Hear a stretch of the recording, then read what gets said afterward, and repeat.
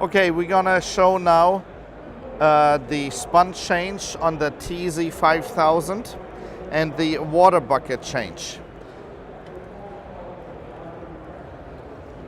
The water bucket change is extremely simple. We take the roller assembly out of the fastener unit.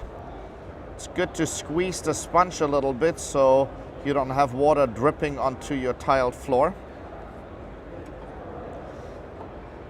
The roller unit will come out.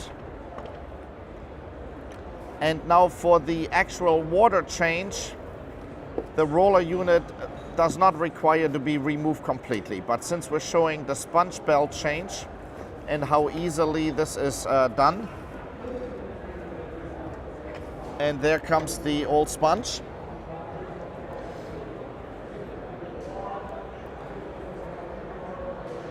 The new sponge gets placed on top of the grooves of the roller assembly.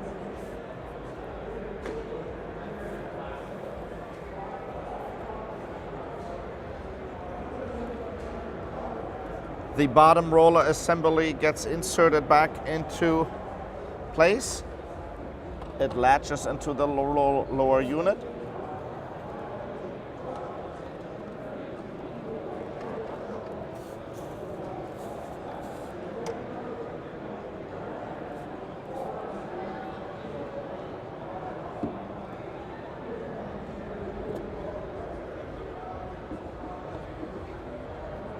Slide the water bucket in.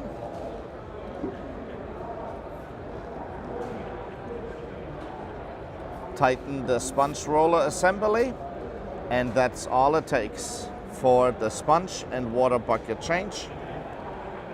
The machine is ready to go.